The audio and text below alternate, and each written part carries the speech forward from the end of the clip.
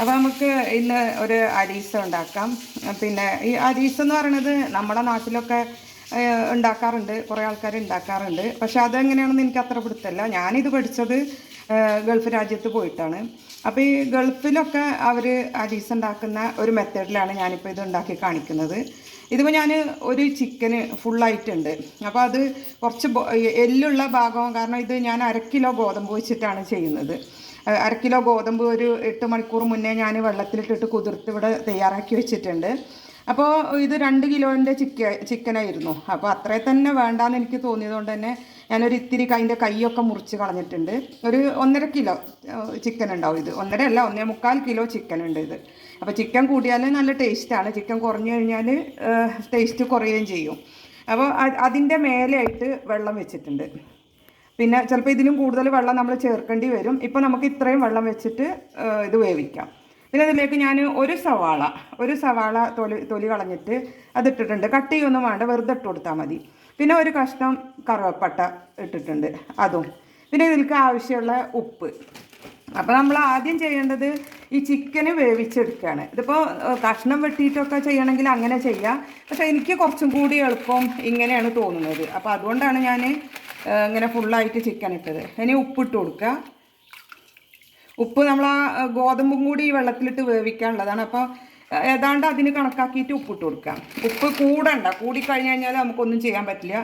കുറവുണ്ടെന്നുണ്ടെങ്കിൽ നമുക്ക് പിന്നെ ഇട്ട് കൊടുക്കുകയും ചെയ്യാമല്ലോ.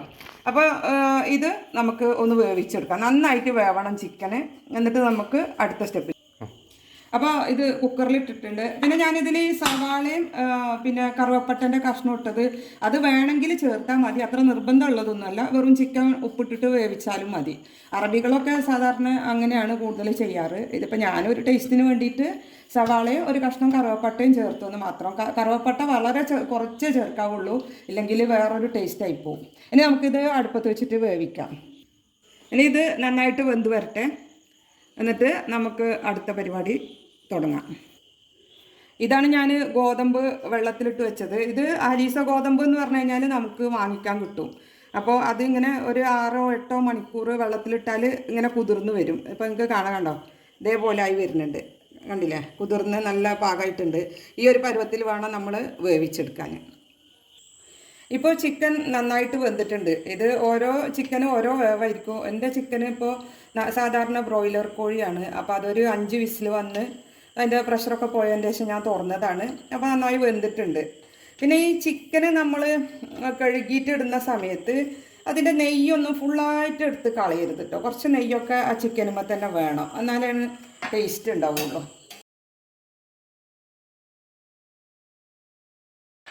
ഇനിയിപ്പോൾ ഇത്രയും ചിക്കൻ ഉണ്ട്. അതിൻ്റെ വെള്ളമൊക്കെ അത് നമ്മൾ വെച്ച അത്രയും വെള്ളം ഇപ്പോഴും ഈ പാത്രത്തിൽ ബാലൻസ് ഉണ്ട്.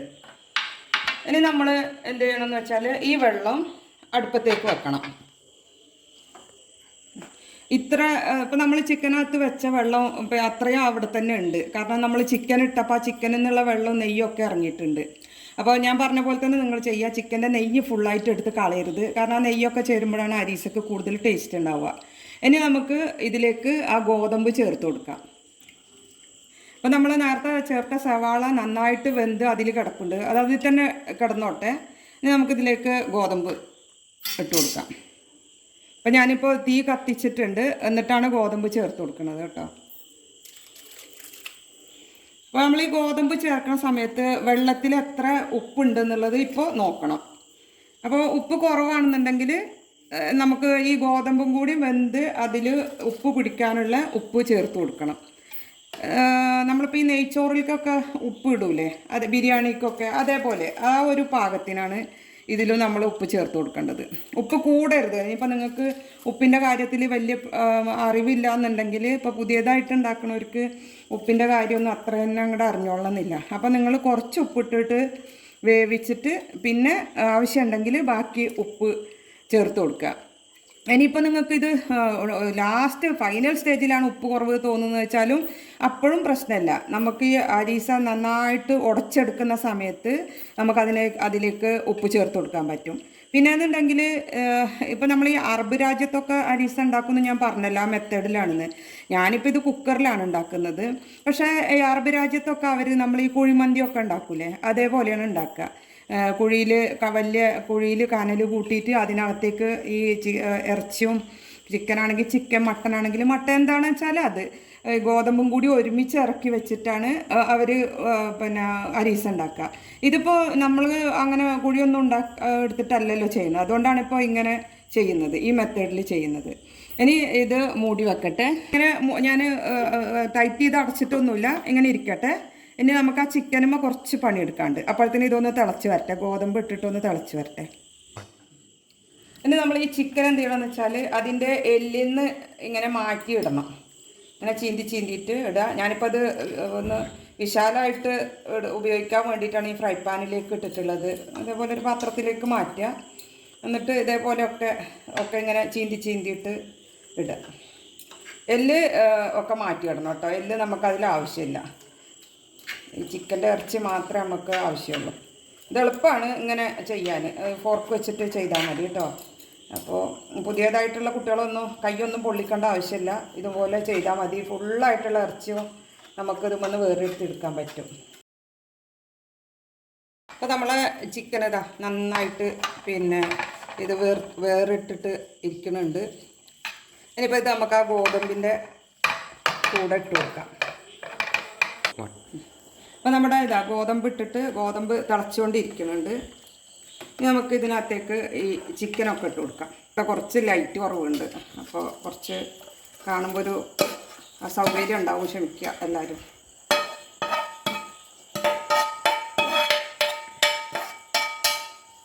നന്നായിട്ടൊന്ന് ഇളക്കി മിക്സ് ചെയ്യുക. ഈ സമയത്ത് വെള്ളത്തിനൊക്കെ ഉപ്പ് പാകത്തിനുണ്ടോ എന്ന് നോക്കണം.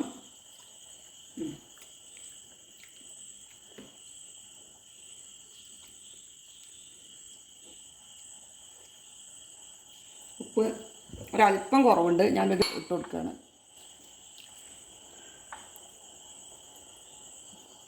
ഇനി ബാക്കി നമുക്ക് പിന്നെ നോക്കിയിട്ട് കൊടുക്കാം ഉപ്പ്. ഇനി ഇത് നമുക്ക് ഒരു വിസിൽ വരുന്ന വരെ വെയിറ്റ് ചെയ്യാം.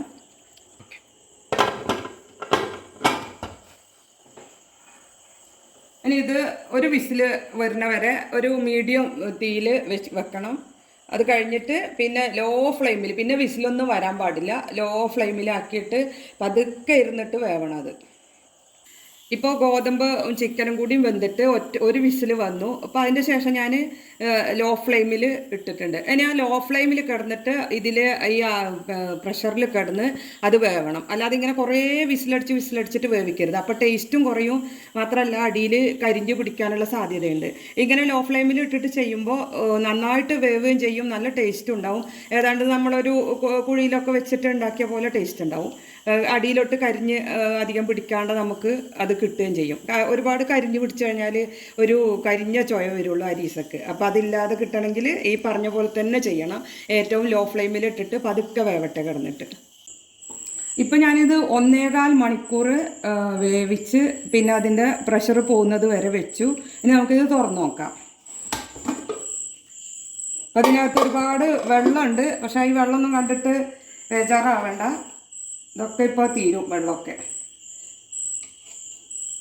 ഓക്കെ, ഇപ്പോൾ ഇത് നന്നായിട്ട് ഗോതമ്പൊക്കെ വെന്തിട്ടുണ്ട്. ഞാനൊരു 3/4 മണിക്കൂറായപ്പോൾ ഞാനൊന്ന് തുറന്ന് നോക്കിയിരുന്നു, പിന്നെ എത്ര വെന്തു എന്നുള്ള. ചില ഗോതമ്പൊക്കെ കുറച്ചും കൂടിയും പെട്ടെന്ന് വേവും. അപ്പോൾ കുറച്ച് വേവ് കുറവായിട്ട് തോന്നിയപ്പോൾ പിന്നെ ഞാൻ കുറച്ച് നേരം കൂടിയും വെച്ചു. അങ്ങനെ 1.25 മണിക്കൂർ വെച്ചു. പിന്നെ അതിൻ്റെ എയറൊക്കെ പോകുന്ന വരെ വെയിറ്റ് ചെയ്തു. ഇപ്പോൾ തുറന്നു. ഇനി എന്ത് ചെയ്യണമെന്ന് വെച്ച് കഴിഞ്ഞാൽ നമ്മളിത് ഉടച്ചെടുക്കണം. ഇനിയാണ് ഇതിൻ്റെ മെയിനായിട്ടുള്ള പണി. അപ്പോൾ ഇത് ഉടക്കാൻ തുടങ്ങുന്ന സമയത്ത് നമ്മൾ വെള്ളം തിളപ്പിച്ചിട്ട് അടുത്ത് തന്നെ കൊടുന്ന് വെക്കണം. കാരണം നമ്മളിത് ഉടക്കുന്നതിനനുസരിച്ചിട്ട് ഇതിലെ വെള്ളം ഇങ്ങനെ കുറഞ്ഞുകൊണ്ടിരിക്കും. അപ്പോൾ നമ്മളിങ്ങനെ കുറേശ്ശെ തിളച്ച വെള്ളം ഇങ്ങനെ ഒഴിച്ചു കൊടുത്തിട്ട് ഉടക്കണം. പിന്നെ അത് മാത്രമല്ല, ചെറിയ തീ കൊടുത്തിട്ട് വേണം ഉടക്കാൻ. ഇല്ലെങ്കിൽ നമ്മളിതൊക്കെ ഉടച്ച് കഴിയുമ്പോഴത്തേനും ആകെ തണുത്ത് ഒരുമാതിരി ആയിട്ടുണ്ടാവും. അപ്പോൾ എൻ്റെ അടുത്ത് ഇപ്പോൾ ഇത് ഉടക്കാൻ വേണ്ടിയിട്ട് ആദ്യം ഒരു മെഷീനുണ്ട്, അത് വെച്ചിട്ടാണ് ഞാൻ ആദ്യം ചെയ്യുന്നത്. പിന്നെ അതുകൊണ്ട് ഫുള്ളായിട്ട് ഉടക്കാൻ പാടില്ല. ഫുള്ളായിട്ട് ഉടച്ചു കഴിഞ്ഞാൽ ഒരു സെറിലാക്ക് പോലെയാവും. ഒരു 3/4 ഭാഗം അത് വെച്ചിട്ട് ചെയ്യുക. ബാക്കിയുള്ളത് ഇപ്പോൾ ഇത് ഇങ്ങനെ ഒരു സാധനമാണ്, ഇത് വെച്ചിട്ടാണ് പിന്നെ ഞാൻ ചെയ്യുന്നത്. ശരിക്കും മരത്തിൻ്റെ നമ്മൾ ഈ തൈരൊക്കെ കടയൂലേ, അത് ഒരു സാധനം അതുപോലെയുള്ള ഒരു എന്തെങ്കിലും വസ്തുക്കൾ വെച്ചിട്ട് വേണം ഉടച്ചെടുക്കാൻ. അതാണ് ശരിക്ക് അരീസ ഉടക്കുന്ന സംഭവം. ഇതിപ്പോൾ ഞാൻ അടിക്കാൻ പോവാണ്. ഇതാണ് ഞാൻ എൻ്റെ അടുത്തുള്ള മെഷീൻ എന്ന് പറഞ്ഞത്. ഇതൊരു ബ്ലെൻഡറാണ്, ഹാൻഡ് മിക്സ് ബ്ലെൻഡറാണ്. കണ്ടില്ലേ, നല്ലൊരു ബ്ലേഡൊക്കെ ഉണ്ട് ഇതിന്. ഇത് വെച്ചിട്ട് നമുക്കിപ്പോൾ അടിക്കാം. അധികം അടിക്കരുത്, പതുക്കെ ഇങ്ങനെ ഒന്നിച്ച് വെക്കരുത്, പതുക്കെ ഇങ്ങനെ വെച്ചിട്ട് കണ്ടോ. ഒന്നിച്ചാക്കി കഴിഞ്ഞാൽ ഇതിങ്ങനെ ഒരു സെർലാക്ക് പോലെ ആയി വരും. ഇതിപ്പോൾ ആ ബ്ലെൻഡർ വെച്ചിട്ട് ഞാനൊരു 3/4 ഭാഗം അടിച്ചെടുത്തിട്ടുണ്ട്. ഇനി ബാക്കിയുള്ളത് ഞാൻ ഇത് വെച്ചിട്ടാണ് ചെയ്യുന്നത്. ഇത് അപ്പോൾ നമ്മൾ എന്ത് ചെയ്യണമെന്ന് വെച്ചാൽ ചെറുതായിട്ട് തീയ് അടിയിൽ ഇങ്ങനെ കത്തിച്ചു കൊടുക്കണം, ചെറുതായിട്ട്, വളരെ കുഞ്ഞായിട്ട്.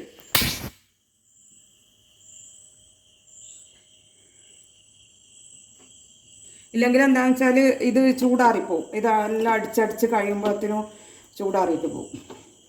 ഇത് നമ്മൾ വെള്ളം തിളപ്പിച്ച് വെക്കുന്നത് എന്താ വെച്ചാൽ ഇത് ചിലപ്പോൾ വെള്ളം മതിയാകാതെ വരും നമുക്ക്. അപ്പോൾ ആ വെള്ളം പാകാക്കാൻ വേണ്ടിയിട്ടാണ് ഞാനവിടെ വെള്ളം വെച്ചിട്ടുള്ളത്.